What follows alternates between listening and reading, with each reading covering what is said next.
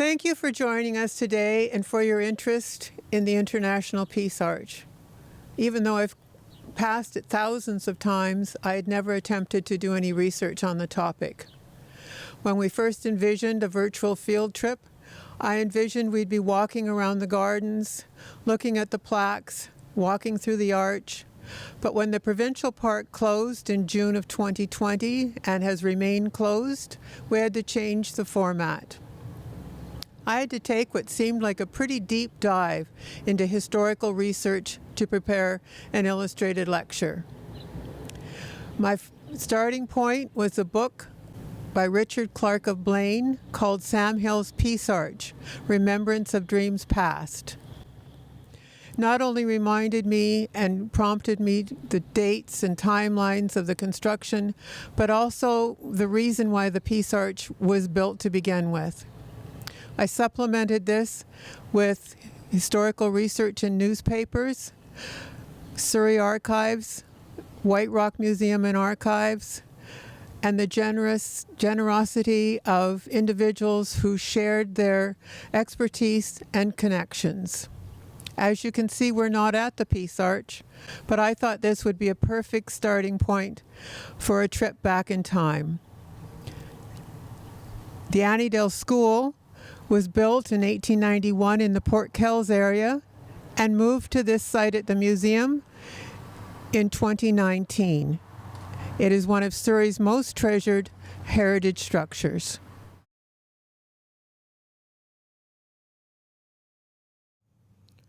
Doing my research, I discovered that the story of the building of the arch seems to contain what might be considered myths or legends, or at least some subjective facts. One of the challenges of researching the story is that it was the dream of one man, not a commissioned monument, with records residing in a designated repository. I'm going to warn you that you may tire of the phrase centennial celebration. Not only were we hoping to celebrate one this year, but there are at least two earlier centennials relating to the eventual opening of the arch. This is the majestic monument you're used to seeing in a beautiful landscape setting. When it was constructed in 1921, it was a very different looking place. Not exactly stately and elegant, it stood on semi-swampy ground in the middle of occupied shanty houses and very near a somewhat seedy hotel called the St. Leonard. While many will know the Peace Arch as a busy border crossing and that it sits on the longest undefended border in the world, it also has the distinction of being the first monument built dedicated to world peace. It's also credited with being the first structure in North America to be designed as earthquake resistant. Built of concrete and reinforced steel, the arch stands 20 meters high, 17 meters wide, and is built on a diagonal so that each one pylon sits in each country. Full of architectural symbolism, it's based on the classic Doric order. The arch, as well as the moldings and ornamentation, are overscaled as they're meant to be viewed from a distance. Painted white to symbolize peace, details speak to the peaceful relations between two countries, including the inscriptions, children of a common mother on top of the American side, and brethren dwelling together in unity on the Canadian side. Iron gates, fixed in the open position, bear these inscriptions. On one side, may these gates never be closed, and on the other, open 100 years, 1914. With flags flying atop spruce flagstaffs, each over 7 meters high, here it stands, doing its job of reminding us the possibilities of a peaceful world. While the ornamental gates in the arch remain open, unfortunately, due to the worldwide pandemic, the border is basically closed, as is the BC Provincial Park, which would have normally allowed visitors to enjoy this historic area on the Canadian side. Closure of the border made my research more challenging since a good portion of the resources on the history of the Peace Arch are in institutions in the United States, which I would have loved to have visited for in-person research. However, with a little ingenuity, I was able to make an important contact with someone from Blaine. Christina Winkler is the president of the International Peace Arch Association, which was founded to connect the international community to the history of the Arch and its mission of peace. I knew I'd want to talk with her about her role as a force behind so many activities and events that have taken place in the park over the last several years. My thanks go out to Surrey Historical member Del Sutton, who lives very near the park, overlooks the Arch, the gardens, and the water, and she'd participated in many of Christina's events, so she arranged us to have a meeting just a few steps inside the Washington State Park on a chilly afternoon for a couple hours of research, COVID style. The plaque we were standing by on the international boundary was created by the Washington State Historical Society in recognition of the centennial of the Oregon Treaty of 1846 and was erected jointly by our two countries in recognition of an unfortified border. The Oregon Treaty set the boundary between England and the United States from the Rocky Mountains to the Pacific Ocean. This commemorative publication, which you see in the photo, was linked to a celebration of this treaty. On June 15th, 1946, 5,000 Canadians and U.S. citizens gathered at the International Peace Arch. Speakers pleaded for international peace, and veterans of both world wars participating.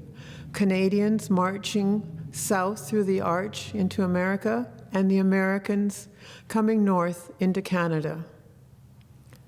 The International Boundary Commission is a permanent caretaker of the entire Canada-U.S. boundary and immediate area, ensuring that the boundary is safe and secure, open for tourism and trade. The Commission celebrated its centennial at the Arch in 2008. The Peace Arch is unique in that it's listed on the National Historic Register in 2 countries.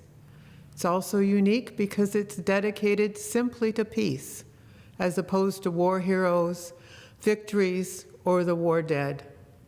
Maintenance and restoration are a shared responsibility between the state of Washington and BC. September 6th of this year was planned to be a centennial celebration of the original dedication ceremony, but sadly has been delayed because of the pandemic. But it's interesting to note that the original construction and dedication of the Arch were also delayed, not only by the First World War, but also the pandemic of 1918. The Arch was built in commemoration of the centennial of the Treaty of Ghent, signed in what is now Belgium, Christmas Eve, 1814, to end the War of 1812, restoring pre-war borders in North America and stating there shall be no guns, no forts, or man-made barriers along this border. Even though construction of the Arch had not begun, there was a centennial celebration of the ratification of the treaty. On July 4th, 1915, it was reported that over 3,000 people gathered around a platform on the boundary line near Blaine to celebrate not only the treaty, but the linking of the 2 countries by the Pacific Highway. Even though large sections of the highway were unfinished, the Pacific Highway Association president, Samuel Hill, presented a keynote address. As a master of ceremonies, he introduced a series of speakers who linked peace with the construction of good roads and highways. An autocade of 300 automobiles parked along the roads and the boundary And Blaine City Council, aware of Hill's project, established a route through the city. They started by blasting stumps, draining swampland in order to create 5.5 miles of roadway with gravel in time for the celebration. The acts of nations rising each other's flags and bands playing national anthems began the tradition of hundreds of celebrations to follow. At this event, a motion was made that the Canadian and American governments be requested to build a marble arch, properly inscribed to commemorate 100 years of peace. Thousands cheered, symbolically carrying that motion. This peace celebration was darkened by the fact the world was at war. Canada was already engaged, with the U.S. entering the war in 1917. This dream of an arch dedicated to world peace became the mission of Samuel Hill. He urged governments of both countries to sponsor a monument, but it's unknown how much they actually contributed. It's not disputed that it was his tireless efforts and his generous donations of time and money that made the dream become a reality. Who was Samuel Hill? Nothing to do with that slang expression, "What in the Sam Hill is that?" By all accounts, he was a rare and remarkable man.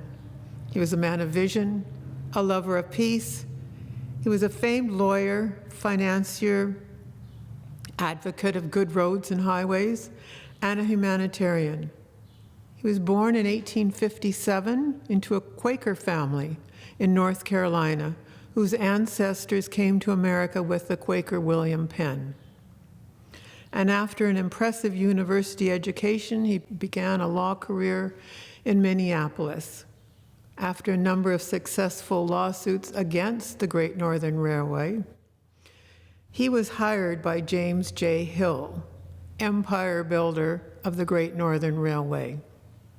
He married James Hill's daughter, Mary, one of 7 daughters, and they moved to Seattle. But his relationship with both his wife and his father-in-law became rocky around 1900 and ended in a traumatic divorce with Mary.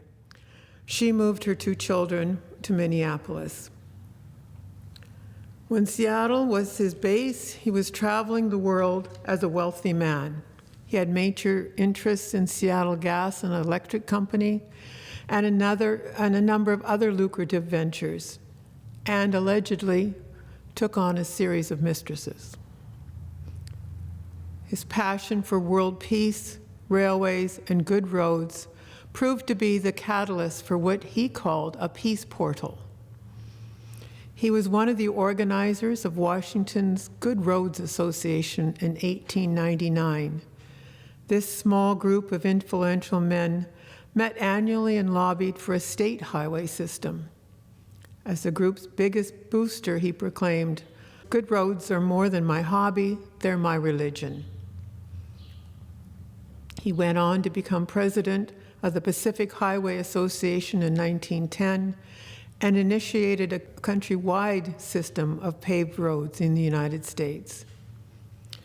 His travel included countless trips to Europe and Japan, befriending royalty and dignitaries, including Albert, the Crown Prince of Belgium, and Queen Marie, the Queen of Romania. Many of his business dealings took him to Victoria, where he became friends with the former mayor Bert Todd. And apparently during a visit of 1915, the idea of a peace portal began to take shape. Because of the interruption of the war, it wasn't until 1919 that the exact site was chosen by the Pacific Highway Association. The site was chosen for the arch was on the international boundary at Douglas by way of an unpaved road in poor condition. Half the site was donated by the city of Blaine. The other half was a gift from the province of British Columbia with the support of the municipality of Surrey. Even though the Pacific Highway was located 1 mile east at what became Pacific Border Crossing, Hill wanted his arch at Douglas. He wanted it to be close to access by rail and water. Somewhat controversial location, opposed to the landowners of adjacent properties, which included that St. Leonard Hotel, a business with a number of dubious distinctions. After the dedication of the Peace Arch and the opening of the Peace Portal Golf Course in 1931, Douglas became the premier port of entry, and increased traffic resulted in the opening of the Peace Arch Highway, which was renamed King George VI Highway after the royal visit of 1939. The surrounding properties were not finally cleared till the 1930s with the creation of the International Park, which straddles the boundary. With various ideas of how to fund the project, construction began. Hill relied on donations from friends and volunteers and his own private funds.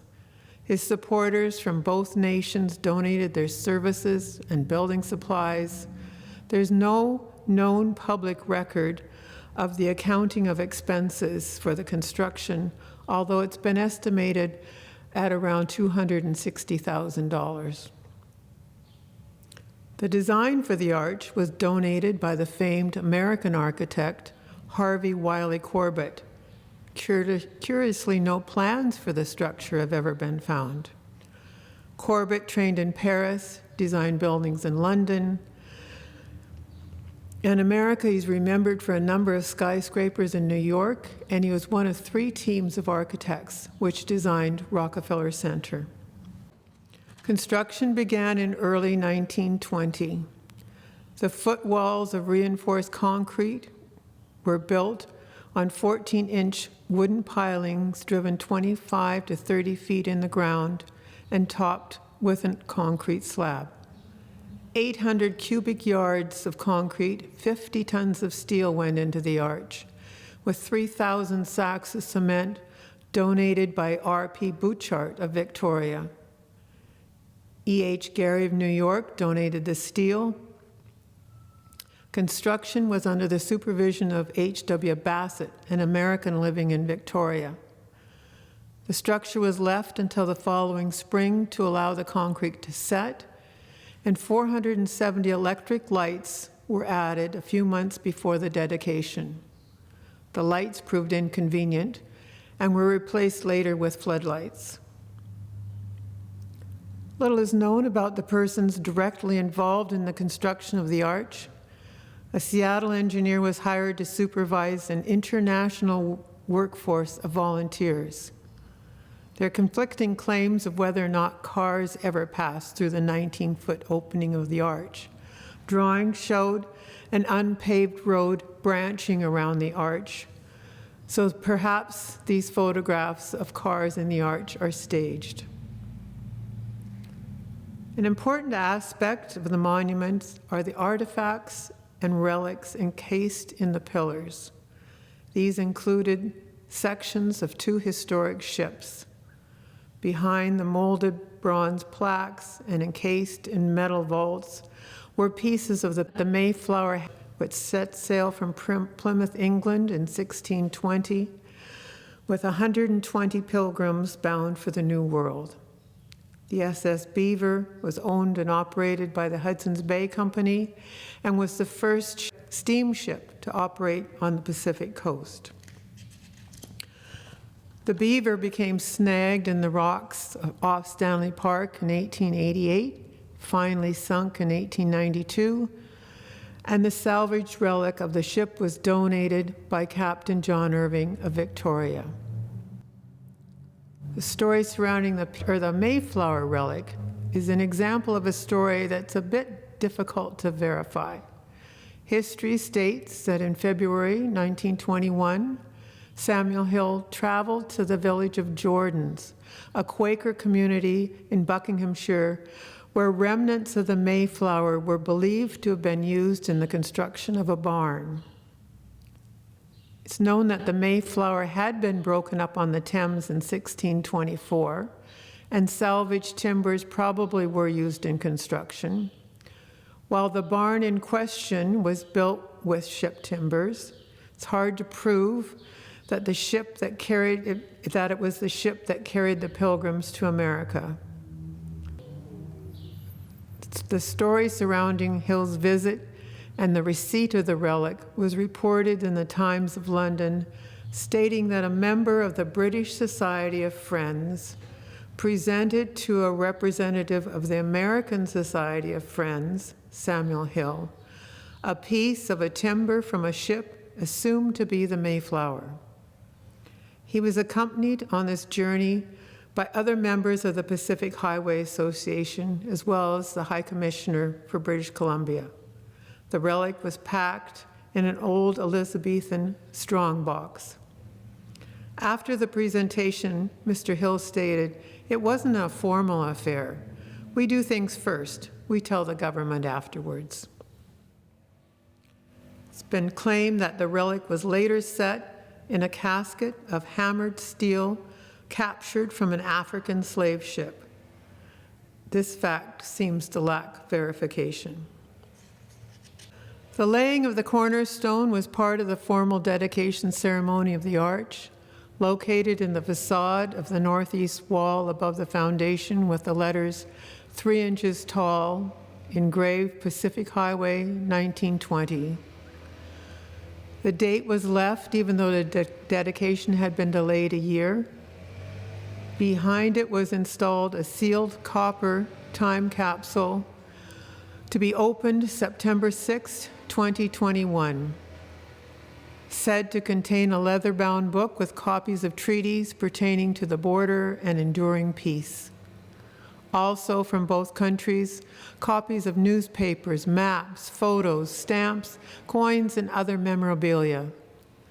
A silent documentary film produced by Hill entitled The Sacred Scrap of Paper, which depicts the signing of the Treaty of Ghent and other themes significant to his vision of peace, was also deposited somewhere in the arch. September 6, 1921 was indeed a monumental day, following 4 days of celebration in Blaine and a night when the arch was emblazoned with flashing lights. The Princess Patricia had steamed into Blaine from Victoria, carrying hundreds of passengers, including Premier John Oliver. A 6-coach train pulled into Blaine from Vancouver. Motorists choked the roads. Flags of 4 nations, France, Belgium, England, and United States, flew on top of the arch that day. A platform draped in flags was constructed on the southwest corner of the monument, and a wonderphone system of loudspeakers mounted on power poles was installed so the audience could hear the speeches. Beginning at 2 p.m., Samuel Hill was the master of ceremonies, addressing a crowd of 15,000 people. Hill had sent cables around the world hoping leaders and dignitaries would attend. Since he'd met so many of them and was presented himself with medals of appreciation for his dedication and ingenuity in road building, he must have been disappointed that most sent replies of not being able to attend. The ceremonies ended with a message of appreciation from U.S. President Warren Harding, which was read to the crowd by Hill. Band concerts continued in Blaine, with fireworks ending the day.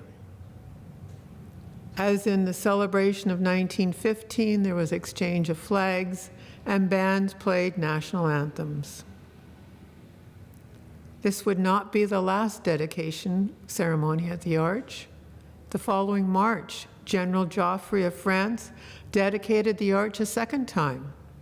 And in 1926, Queen Marie of Romania, on a trip to North America, dedicated it yet again.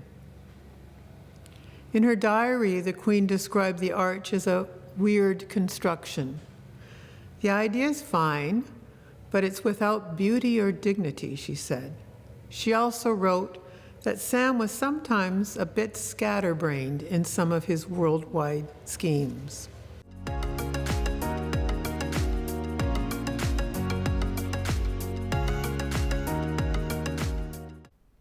Jumping ahead in my timeline, the relics inside the arch sadly did not withstand the damage of rainwater seeping in through the concrete.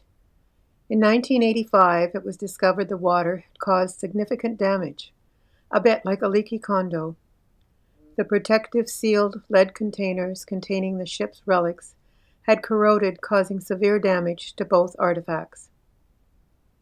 The Canadian piece was sent to the Canadian Conservation Institute and is now stored at the Vancouver Maritime Museum. The Mayflower relic was restored at the Smithsonian Institute and is held by the Washington State Parks in a central collections facility. A major restoration of the arch was completed in 1993. With the cooperation of both Washington State and BC officials, crews began the mammoth task of reviving the arch.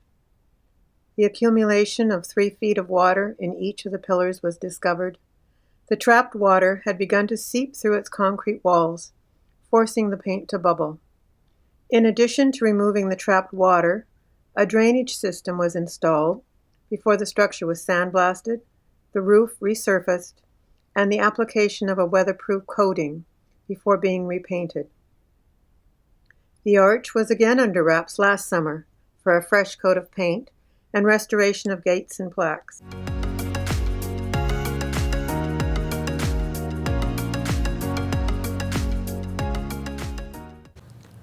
The park area surrounding the arch is unique because it's 2 parks in 2 countries, 43 acres, 20 in Canada, 23 in the US. Even though some improvements had been made in time of the dedication, the arch was hardly sitting in an impressive landscape. The grounds on the Canadian side definitely needed improvement. The BC government had granted Surrey powers to expropriate lands if necessary, but there were a number of issues that caused delays on both sides of the arch. So it wasn't until the 1930s that the parks were actually created. British Columbia school children began to raise funds in support of the Canadian park. The British Columbia Boys and Girls Peace League was organized in 1922 with membership going towards the creation of gardens around the arch. Children under 12 gave 10 cents and were presented with a certificate. The goal was to encourage every child in the province to join, have their names inscribed on a scroll to be later deposited somewhere inside the arch. A similar program of fundraising through school children ran in Washington. The certificate you see in the photo was granted to a child named Alice Johnson, March 1st, 1922, proving her membership in British Columbia Boys and Girls Peace League. Advertised through the Vancouver Sun, and even though the response was phenomenal, progress was still slow. It wasn't until 1939, with the help of men from Green Timbers Relief Camp and the hiring of John Booth as a landscaper, that the Canadian side was completed. With a total of 43 acres, the parks are generally known for their beautifully landscaped gardens, magnificent vistas, and the open border. Throughout the park, there are historic buildings, plaques, and cairns. There's a recent addition I would like to bring to your attention. In September 2018, an historic wrong was addressed at a ceremonial rising of the restored grizzly bear pole inside the Peace Arch Park. This replica of a traditional Haida pole had been situated at the old visitors' centers just north of the border, but it had been ripped out and cast aside during the building of the new facility. In closing off this section, I want to mention that both parks were threatened in the 1990s when both federal governments were planning expansions to their border crossing facilities. It was the dedicated efforts of grassroots organizers that convinced governments to shift their proposed plans, which would have intruded into the park.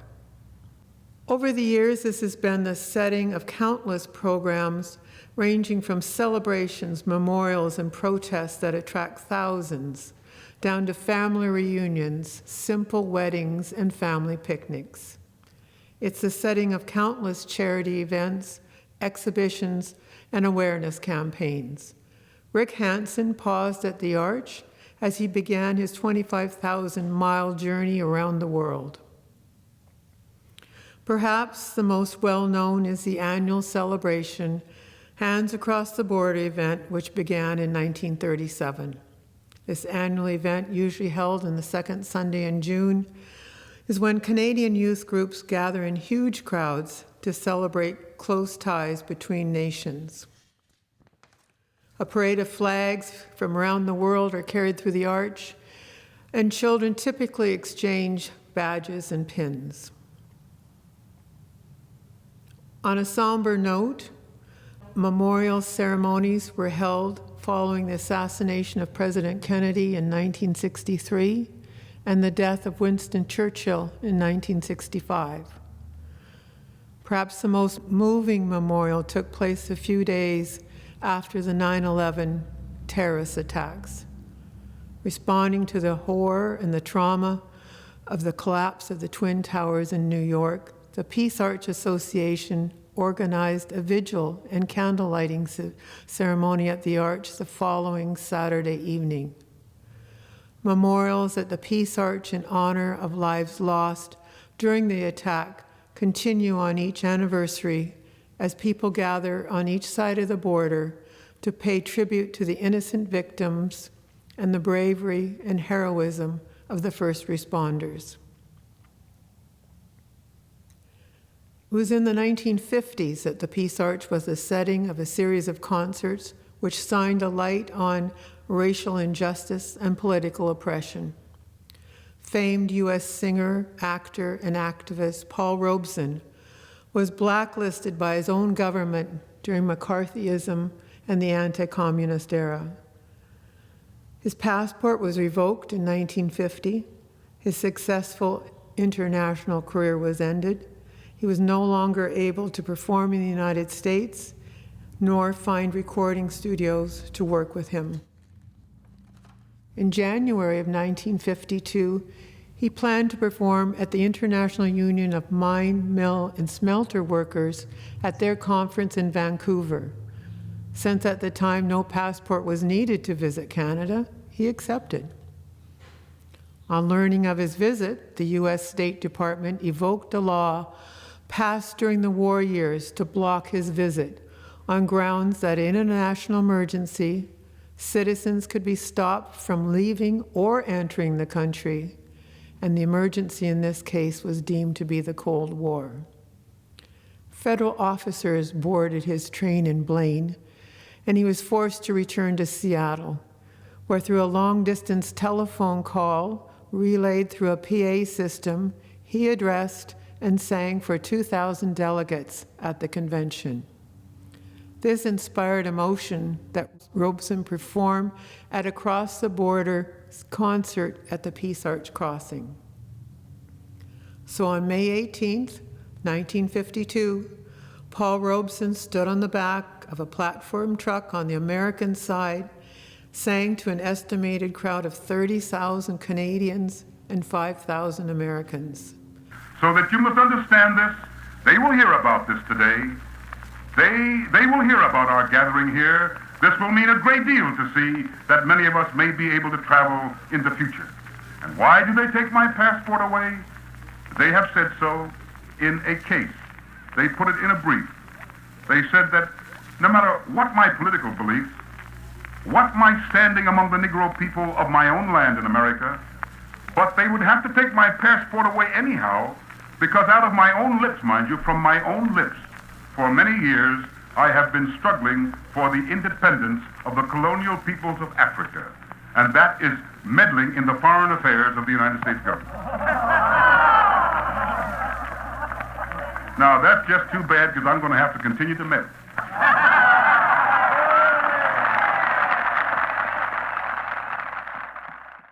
Three more Peace Arch concerts followed. 1958, the U.S. Supreme Court ruled no citizen could be denied a passport because of their political beliefs. His passport was returned. He resumed international concerts and speeches in support of freedom of speech and civil rights. Although he never returned to the Peace Arch, a memorial concert was held in the park on May 18, 2002, 50 years after his first concert. On a lighter note, I want to end this look at parks with the Olympic torch run of 2010. In 2009, Canada signed on to new rules of the Olympic Organizing Committee that torch relays could only take place in host countries.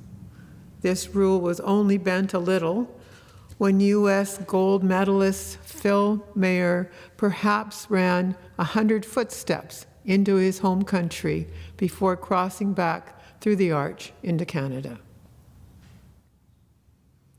In looking back over the history of the Peace Arch, it seems like a time we should reflect on the accomplishments of the man who imagined both the monument and a dream of world peace. In 1922, the U.S. Senate passed a resolution expressing appreciation to Sam Hill on the building and the dedication of the Peace Arch, and in 1936, the Washington Good Roads Association added a plaque to the front of the arch in commemoration of the life and works of Samuel Hill. This was after his death in 1931. Unfortunately, I think it's fair to say he's not a familiar historic figure to most, and during the ensuing years of what seemed like perpetual wars, the dream of world peace seems all but forgotten. The closing of the land border has resulted in hardship and loneliness for so many family and friends being separated. I look forward to the day when this separation is over. I also look forward to the spectacular centennial celebrations, now only paused, to once again remind us and cherish peaceful relations between our two countries. Thank you.